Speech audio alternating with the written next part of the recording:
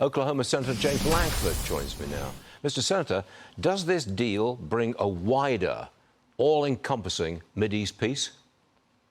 Oh, it definitely makes the first very large step. Saudi Arabia, other nations are not going to work towards normalization until the conflict with Gaza ended. So it's very significant to be able to get into this conflict, at least the first step to the end of it, to get hostages home, to get Hamas not in control of Gaza. I've been saying that this is a diplomatic triumph for our president. I'm waiting to hear from any Democrat. I don't know whether you have or not, but I've seen nobody on the Democrat side of the aisle offering any kind of congratulations or praise whatsoever. Have you? They are terrified of doing anything that would say anything positive of President Trump. The responsibility from the hardcore left is to oppose everything Trump supports. Literally, he is actually fighting for peace in the region, which everyone in the world should be excited about. But Democrats are so afraid of their far left base, they can't actually say it out loud. Extraordinary stuff. Next one, sir. Has there been any progress on the shutdown? Because we are hearing there's a measure being put forward bipartisan that would extend the healthcare subsidies for 1 year. You heard about this? Is it going forward? Yeah, that has been floated and, quite frankly, been floated and put down on it. The focus now is a bipartisan effort to be able to say, how do we get to the appropriations process? How do we actually work through the set of bills that are being put forward on this? Susan Collins has been a major negotiator on this to try to figure out how do we bring some people together to be able to do this.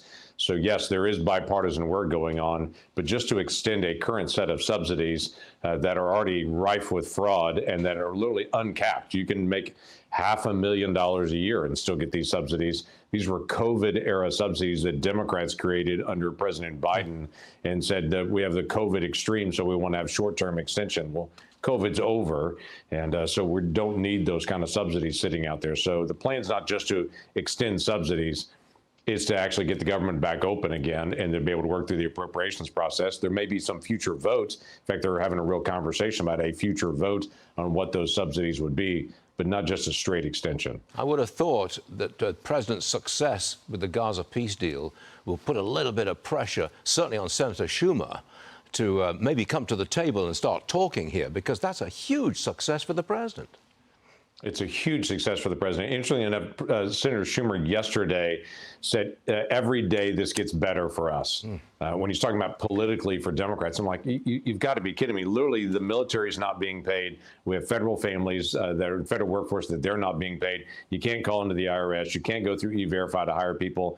But Senator Schumer's focused on the politics of this, saying every day is better for us. I don't think the American people would agree with that by far. So we're trying to just say, Senator Schumer, you've got your opinions. Let's get other Democrats on board that actually want to actually function a government. Got it. Texas National Guard troops have arrived in Illinois to protect Fed personnel and property. Anti-ICE riots are ramping up. Listen to what Illinois Governor J.D. Pritzker had to say about all this. Roll tape. They're raiding neighborhoods where instead of going after the bad guys, they're just picking up people who are brown and black and then checking their credentials. The Department of Homeland Security responded to this. Look, I'm going to read it. ICE and CBP officers have arrested more than 1,000 illegal aliens. We have also arrested multiple members of the gang Trendy Aragua and illegal aliens with criminal histories that include drug trafficking, child rape and murder, among other violent convictions. Allegations that DHS law enforcement officers engage in racial profiling are disgusting, reckless and categorically false. Mr. Senator, I thought that J.B. Pritzker's statement about hunting down blacks and browns, that is extremely divisive.